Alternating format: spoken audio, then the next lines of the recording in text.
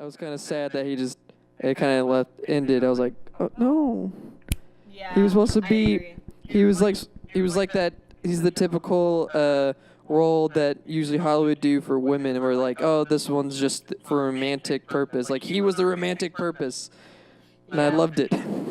Yeah, I liked that a lot. I was really sad he wasn't in it more. It seemed like the movie was. It kept the expectation of like, oh, you like this? Well, we're not going that direction. Oh, you want a good, satisfying shootout ending? No. Yeah, I agree. I kind of felt like it was gonna be different, and that's I mean, it's hard when I have certain expectations and then that happens. Like I liked it a lot. Like it was like my dry, dark sense of humor, and I loved it. But I guess I wanted more.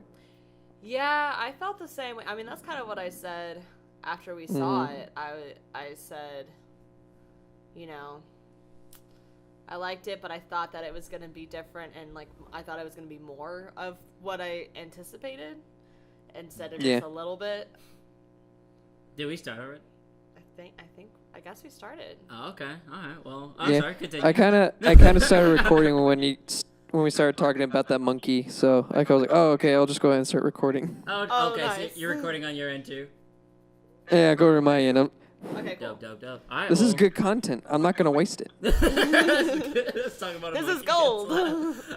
Okay. Yeah. Anytime talking about Peter Dinklage is a pretty good time. That's true. So, I told you guys about my like project I did for like music theory like 2 years ago, right? I don't remember. I don't think so.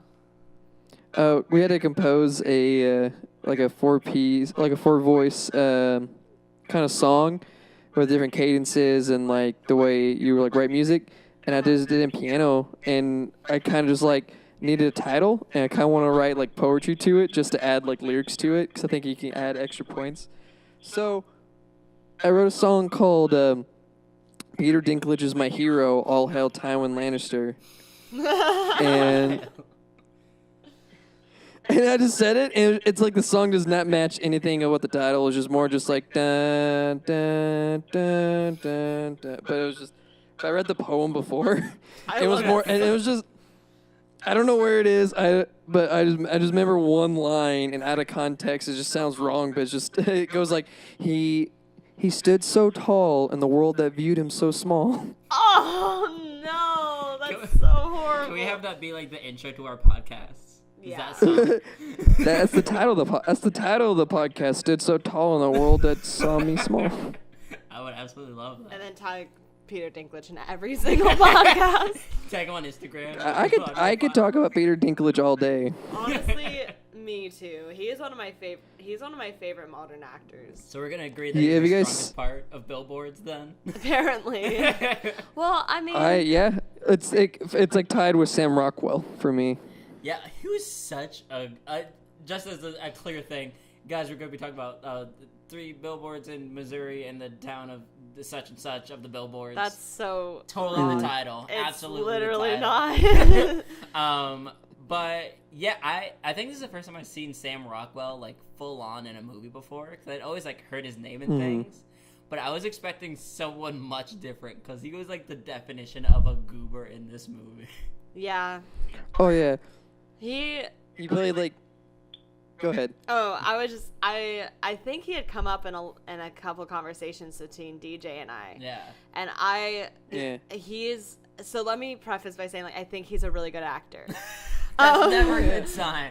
And I don't need to bring Paul Dano into this, but I also think that he's a really good actor. But I saw Sam Rockwell, and the first time that I was like, oh, that guy. Was it The Green Mile? It was The Green Mile, right? It was The Green Mile. He plays such a terrible character in The Green Mile. Such a terrible person. And then Paul Dano, the first movie I saw him in was There Will Be Blood when I was 11.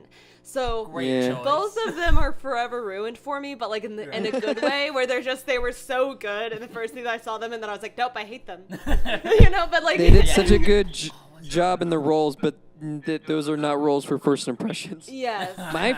See, for me, the Sam Rockwell I know I started with was the Charlie's Angel villain. Oh, okay. even better. Plot twist villain. Yeah.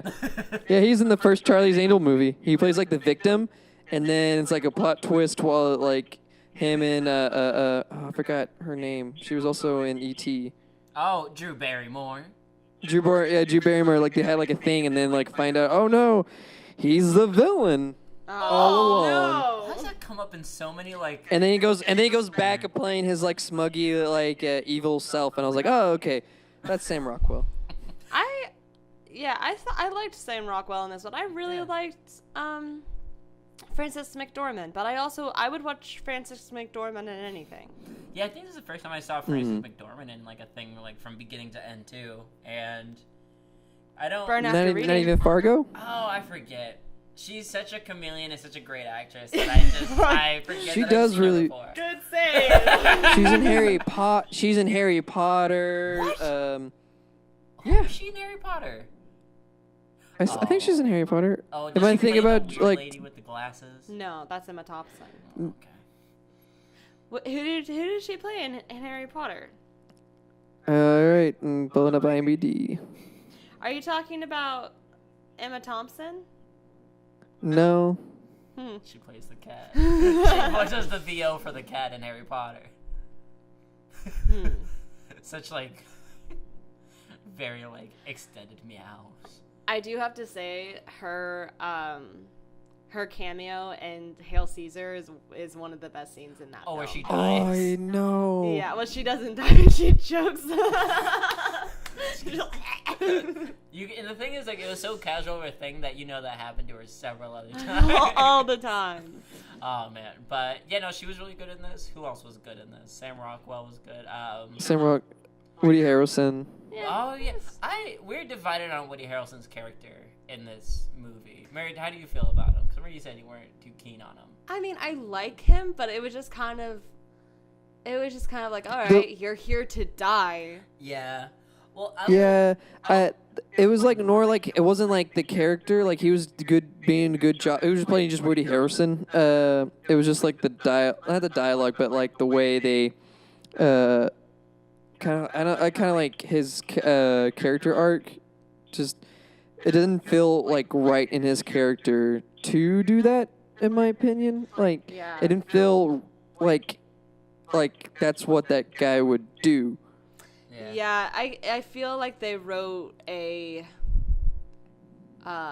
like a situation and a purpose, like a catalyst that rather than a character. They're like, we need this thing to happen. Yeah. And so we're not really gonna make a character for it. I think Like it would make. What's up? Oh, you go ahead. I just thought that I don't know for once Mary and I actually have switched opinions on a movie where like she's not super enthused on it and I'm like, yeah, it was pretty good. I liked it. But you didn't love it though. Yeah.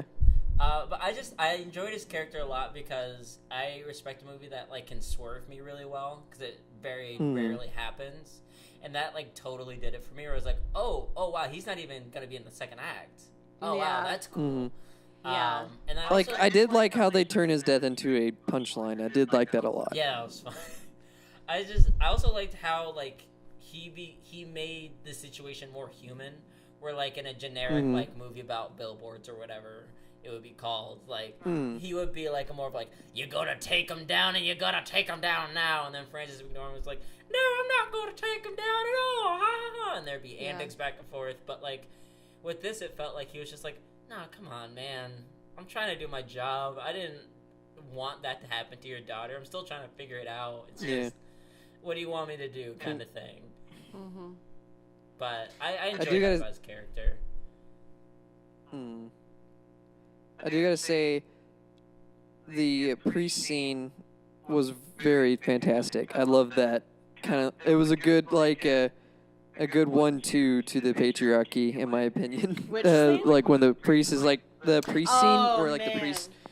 Yeah, I And was she just just- thinking and about then that just scene kinda- recently. Yeah. Well, because I liked it because it was just like, oh, it kind of felt like you needed to be in your place type of deal, and she's just like, oh no, fuck you. Yeah, whenever she comes home and the priest is there and he's like, now you need to take those billboards down, and she's like, really? Okay. Well, y'all fuck children, so. I remember this because I wasn't there. You missed that part? Yeah, I missed that scene. I went to go get popcorn at that time. It was a really good scene. Were you guys late? Was that it? You guys were late, so DJ had to get popcorn during the movie No. instead of during the previews? I'll say what happened. So I went in, and I have an addiction. All right, I have an addiction for popcorn in a theater. But you know, and But that's I the know. first step. Thank you. And I tried to start the movie. It's like, I don't need it. I don't need the popcorn. I'm fine. It's all right. And then it felt wrong. And then it felt wrong, and then I went A to bitter taste surfaced in your mouth. a butter taste surfaced in my mouth. I could, And do you want me to ruin? I can ruin your popcorn addiction by telling you this quick little story about my life in the movie theaters. I'll tell you right now that it's not going to ruin a damn thing, but please tell me. Well, I forgot. I don't know what movie it was, but we was watching a movie because I'll eat popcorn. Like I'll zone out and I'll just eat half a bucket. Uh-huh. And I think it was in elementary that I was just eating, and it was surreal, comedic moment. We're watching a movie. It was the whole family. My mom was next to me. I was thinking in between my parents. When the movie ended, and then as soon as the credits roll, I just leaned over and just puked, just intensely. Oh, God. I made cream corn basically. Oh. I just puked, and then my mom, the best reaction to the situation, she was like, got everyone up and left. Leave you with the situation. You The feel movie's over. We're out of here. I'm not gonna deal with this. So ever since then, I'll still eat popcorn, but I'll watch myself because I eat too much. I could feel myself getting a little sick if I eat it too much too fast. So I'll eat a quarter of it during the previews. Take a break. It's the second act or half the movie, and then I pick up the bag again. As soon as things seem Unless it's their Blade worst. Runner, and then it's more I don't know when this movie's gonna end, so I'm just gonna keep on eating this popcorn. Yeah. My sister apparently, she was under the influence of alcohol and possibly. Okay, alcohol and popcorn does not sound pleasant at all. No. It's two most undigestible things She, on the planet. she was in Colorado, so she might have been on more than just alcohol. But that I didn't say. Okay. So, But yeah. that So, I was trying to think of something that's Advil. Wait, what? What'd you say? I said Advil. Oh, Advil. Yeah. She was strung She out was on on some Advil. Booze and Advil and popcorn. I was tripping out on She some had- Advil yesterday. She had a large icy, right? And she goes to see Get Out. And why you would want to see Get Out crossfaded is It beyond was also me. incredibly late at night, I think. It was the Yeah. movie started at 12 a.m. Yeah. No joke. And I'm she- kind of curious of what my first reaction would have been. Really drunk watching Get Out. Nothing good. kinda was I would, scared and confused. yeah. And she threw up 3 times in 3 different trash cans. Yeah, she made a zigzag from boop to boop to boop. And I commented when she was telling us the story, I was like, how confused would that cleaning attendant be? It's it's in another one. These cans all have puke in them. How? Puke. Blue puke, why? Anyways, yeah, that was it's not my story, but. I also have a funny story about Get Out. Yeah. I was in class today, and we'll touch on this a little later too with the Golden Globes controversy. But my teacher was just like, yeah, I saw Get Out was nominated as a comedy on the Golden Globes. Or someone had said that in the class. Geez, And the yeah. teacher was like, yeah, I don't understand why. I didn't find it very funny. Oh, She heard it was Jordan Peele. She thought it was a comedy the whole time. Well, of course. I feel like a lot of people did that. Yeah, but she was just at a point in Get Out, you're like, okay, Yeah. this is not a comedy. But she's Yeah. to a whole classroom. She's a lawyer, by the way. Oh. Well, then they don't think anything's funny. Yeah, I That's guess true. not. But I think Get Out's more of a comedy than The Martian was. Yeah, oh my god. They really just don't know what comedies are, do they? Because they nominated The Martian as a comedy last year. I forgot about that. They just don't know what comedies are. Yeah, they're just like so come desperate on, for Killing of the funding. Sacred Deer could have been a comedy nomination. They could have done. If anything, Yeah. it should have been. I would have given all the points in the world to Sacred Deer. I want to make you eat all of your hair. Literally all of it. Which, if you haven't listened to our podcast for The Killing of a Sacred Deer, go Hey. listen to it right now. Hey, someone see an outlet? Because that was a pretty good plug. Okay, so Audible hype. I read something. I was listening to the Sugar Pine 7 podcast, and they talked a little bit about it. And I think their editor talked about like posted something about it that they kind of put up, and I kind of paused it to read it. And she had like a cool theory about the killing of the sacred deer that I was like, oh, I like that. It was like saying that the kid wasn't real. He was just a kind of like a representation of Colin Farrell's character's addiction to alcohol, and it was all talking about like different aspects of someone who's alcoholic affects like the family, and I think that kind of explains why Nicole Kidman's character didn't become paralyzed, because I guess like it could be showed like alcoholism. Like some people who are alcoholics like neglect and don't acknowledge their loved ones, so that's like she wasn't even chose to be paralyzed, just like very kind of like forgotten, and why the daughter really was attracted to the boy because it's kind of representations that typical thing of like the alcoholic father affecting like the daughter that goes like attracted to said behaviors. Mm-hmm. It was like really interesting. I was like, oh, I kind of like that. That is. Just something that I felt like you guys would like. Yeah, I like that a lot. I also like to think that while she was writing that, she had a whole tattoo of the name Alfredo right on her ass. Her whole goddamn ass. Just to think. Dude, just to get the show of the year, man. Yeah. Gotta get show of the year. Did they do it though? No, she got it. She got tattooed. Yeah. So it was worth Yeah. it. So back to Yeah, they got show of the year. so the killing of a Steven had to shave his head for it too. Let's do it again. Killing of a Sacred Deer 2. Electric Boogaloo. So, okay, yeah. Needless to say, what We didn't have much to say about 3 Billboards. It was good. I felt. are we done talking about it? What do you have any more to say about it? I don't know. I feel like we didn't even talk about it. We didn't have much to say about it. I don't know, Kevin. I liked it. I liked the dialogue. I liked the conversations. It was good character development. I kind of wanted more. Also, I thought like, oh no, they didn't catch the. Oh, like what's the whole purpose of this movie? I thought they were going to bust the bad guy, but they didn't get the bad guy. He was just somebody else. But it was all back to Sugar Pine 7. They talked about this. That they had the theory that he actually was the guy, and since he was in the military, that even if he did something bad, the military would cover it up, and that's why they said he wasn't there.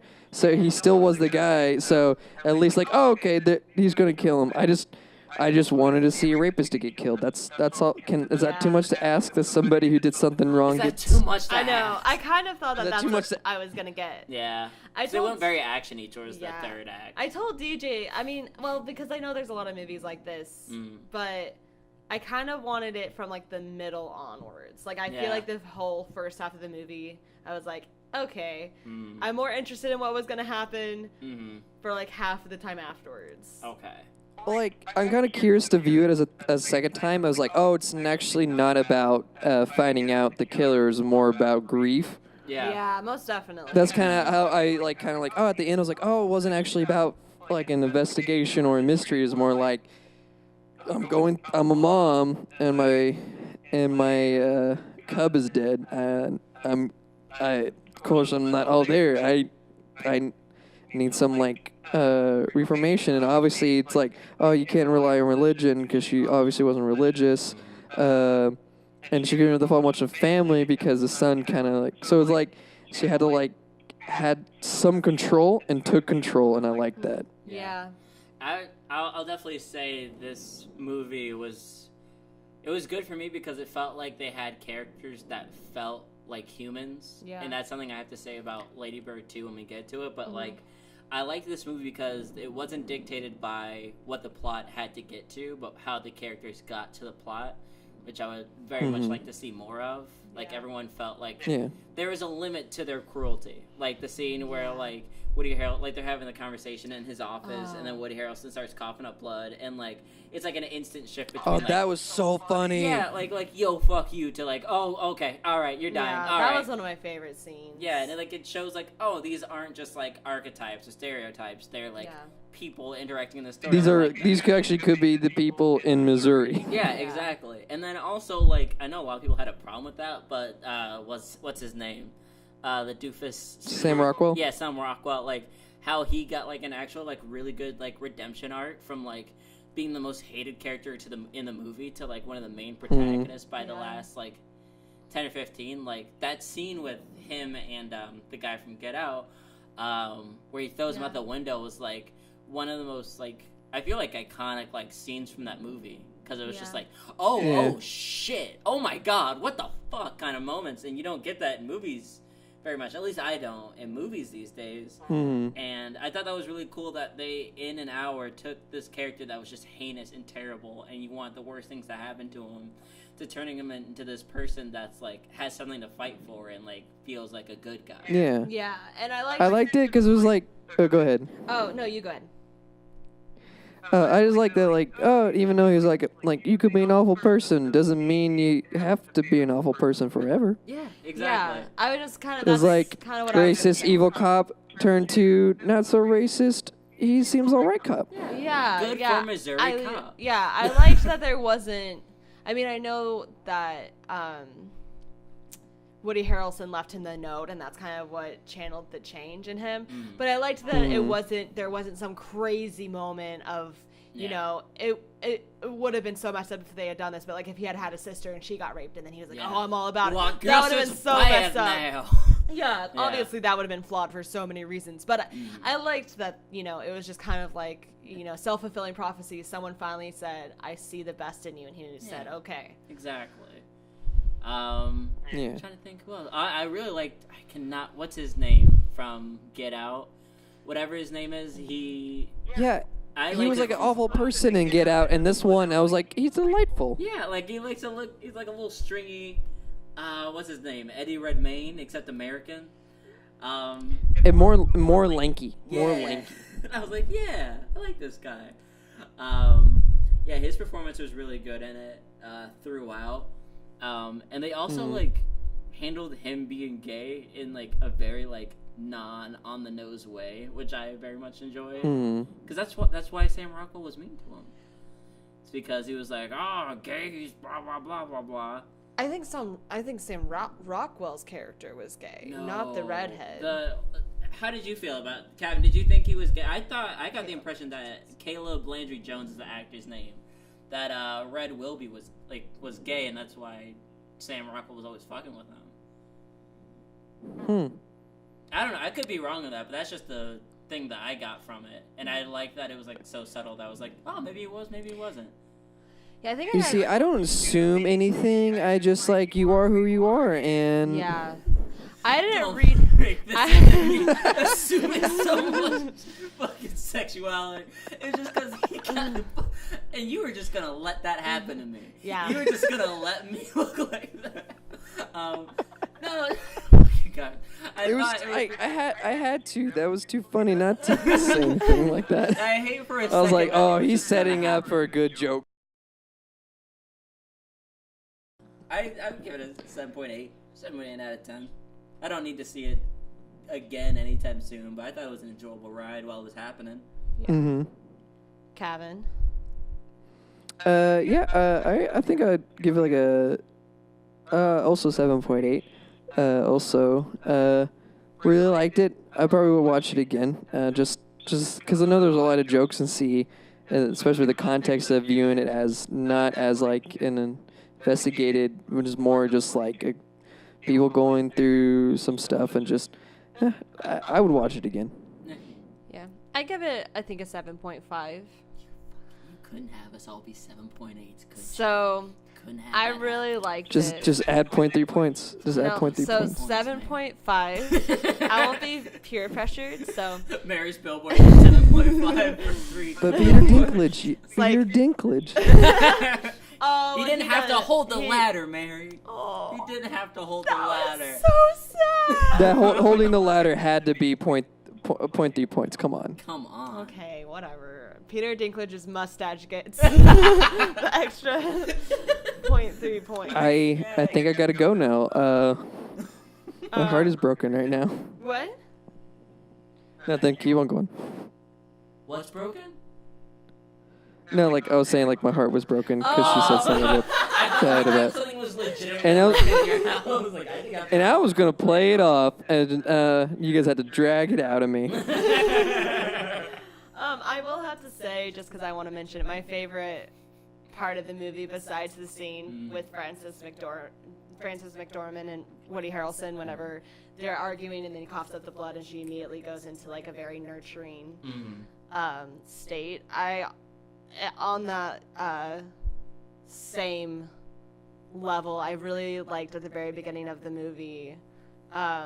This is this imagery really stood out to me whenever she, like, you know, from the trailers, you perceive her as like this very intense, violent woman. You know she's about to buy these billboards, and you know what she's gonna put on them. Ain't gonna take no gruff from nobody. Frances McDormand and 3 billboards. Yeah, exactly. And then she sees this bug on its back by this window She sill. slams that shit. Shut up. And she doesn't do that. She smashes it with a hammer.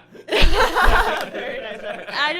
I thought that was, I don't know, that was really, Where it she kind of flips took, the bug over. yeah, it took my breath away. Yeah. And also this, you know, I felt a little more conflicted, but whenever she has the wine bottle and she's walking up to her ex-husband, and you're Oh, like, yeah. oh my god, Someone's about to get and she just bottled. sets it there. And I think it really shows, I think it's really beautiful because it shows all of her rage and it shows what she's capable of, and that these are decisions she's making to not be violent. Yes. And that when she is violent, they're also very specific, thought-through decisions a lot of the time. And I think that that's something that I haven't really seen before, like portraying a woman and showing that women are violent and that we do make decisions to not to not be. I think that was the most interesting part of of her character. And I loved how they showed that.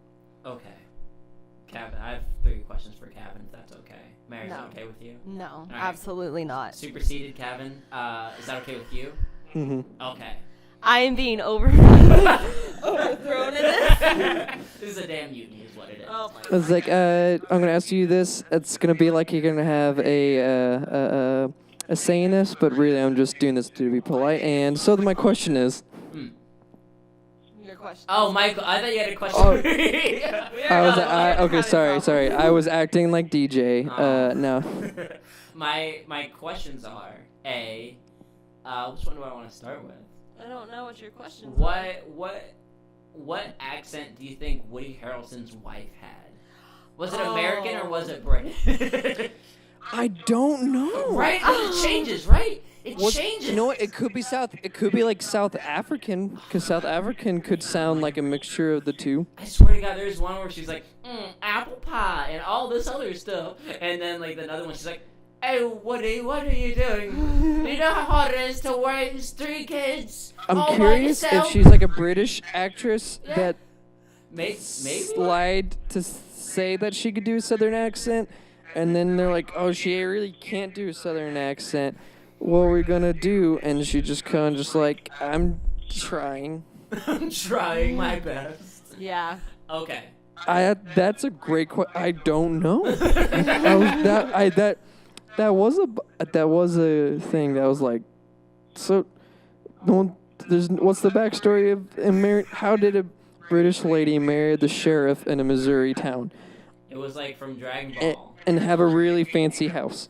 Yeah. This is going to be a very obscure reference, but it's like Lunch from Dragon Ball, where every time she sneezes, her personality changes and she has a different accent. It's Yeah. okay.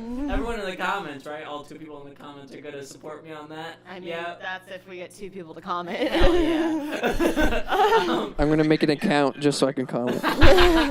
All right. Second question. Oh, did I forget it? Hold on. Okay. Second question. Okay.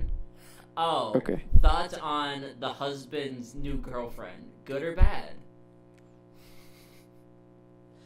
So repeat the question. What her ex-husband's new girlfriend, Mhm. like the really young one? Mm-hmm. What are your thoughts on her? Do you think she was good and natural in the movie, or do you think she was forced and not natural in the movie? I thought she was really good, and she was just somebody who just was very gullible and just didn't view everything as what it was. Mm-hmm. It's just like her character just seemed like it kind of showed like he is just always just like an extreme towards his ex-wife, Mm-hmm. but probably like at home that he doesn't really act like that towards her, or that she just zones out what he does. That's just who she is. She's just very doesn't really think of anything that much, and I didn't view her as bad. I view her just like somebody who's just kind of just not taking everything literal, I guess. It was a very gullible character, Yeah. which worked really well comedically. I felt like if she was in it more, it might have taken away some of the narrative and just been like, everyone, there's a serious situation. What is this girl just not really understanding the situation? Like, especially like he's like pushed his ex-wife against the wall, and the son has a knife, and then she's just like is in the doorway and just doesn't like react normally. So it's just I had like maybe she's my one thing with that is that I felt like she already crossed the line in that scene where it's like I liked that they had that interaction, but like I felt like hers was just way too long, and it just like kind of like sucked all of the like dramatic tension that I had in the scene itself. I was like, oh, okay, I guess it's funny now, which is fine. It's just her character always kind of like overstayed her welcome, which is like I get that's the point, but I was just like, all right, but I wanted to be invested in this story and not just hear someone talk about poo. You know. I guess I can see that, but with that I would say like since like this was like one story of like things not being what is expected, that I think that she kind of just kind of helps like push like you're not gonna get the regular Hollywood storyline. You're gonna get that much background of people. You're gonna get story arcs that you won't expect. So I guess she was used. I liked the amount of screen time she gotten. I feel like any less, she would have became more forgettable. Any more, it would have been it would have taken more stuff out than it should have. But I felt like she was just perfectly there. Okay. Third and final most important question. Mary, do you know what this question's gonna be? I don't know what it's gonna be. Yeah, you want to guess? You want to take a guess? It has to do with the movie? Yeah. Oh. Is it about the diner scene or the So, bar? Is it about the bar scene? In the third act, the bar scene, when he finds the rapist, oh right? my god! Mm-hmm. Gavin, would you say that in that scene? You almost called him Gavin. I did. But in that scene, would you say that person's whispering? I don't think that was a clear enough question. All right, you ask it then. In the scene at the bar, And don't skew it. when Sam Rockwell is sitting behind the rapist, and the rapist is bragging about, being a rapist, as a rapist would. At what volume would you say the rapist is bragging? Kind of like a group of people terrorizing somebody. What? Is that like you're asking what like the guy was bragging about? No. What was he loud? Was he soft? Was he whispering? Was he trying to be voice? heard? Yeah. Was it a normal voice? I think he was talking in the normal voice, and I think since the bar was very empty and wasn't blaring any music, like I imagine like you're in a diner and there's only like three people behind you, and you're sitting there, you would hear most of the things they were saying, even though it was more like personal and they're not being loud. Right. But do you think he was trying to project that to the bar? Like he didn't care if anyone heard? The way I thought he just didn't know that there was somebody in a booth, so he was probably thought he needed to be as quiet as he thought he should have been until he saw Sam's character like get up and he was like, "Oh, I think I was talking too loud." Yeah. Huh, interesting. End of questions. Lady Bird was a fun movie. Hold on. No. So that's 3 for 3, my friend. It's 3 against 1. I don't have to listen to this guy. 4 against 1 if you count Taylor. So. We're not counting Taylor. Wow. Taylor listens to this and she's gonna be mad. So just so it's understood. Over here.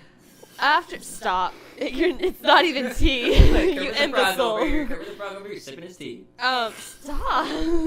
So after we saw the movie, DJ got very hung up on that scene. Calm down. Very hung up. Very hung up. Yeah, and I said very similar, bless you, to Kevin. I said, Thank you. You know, he's talking not at a loud voice, but kind of when you're like, if you're talking about like sex that you've had in public, where you're not gonna whisper, but you're kind of saying like, you shouldn't be talking about this in public, but that's kind of the fun part. That's how he was talking, I think. Where it's like, oh yeah, let me brag about this. I don't think he was bragging though. He wasn't. He was cool. He was so clearly bragging. Oh. Don't ever yell at me. Yeah, he was again. bragging. He was so clearly bragging. He was not bragging to hello everyone, listen to me. He was talking to his friend. He was bragging to his He friend. was bragging to his friend. That's true. I'm saying my argument is that he was not trying to be heard by the rest of the bar. I'm not saying that he was trying to be And heard. this whole question business is out the window. I'm saying that he wasn't whispering. He was talking at a normal voice. He wasn't whispering. He was not. It was like 3 people. He took the side of his. That clarify that he is not whispering. He took the side of his mouth and he put it to the side. He's like, "Anybody want to know something about me?" Oh my god. Anyways, end of question. End of Unless questions. Kevin has any questions. Do you have any questions, Kevin?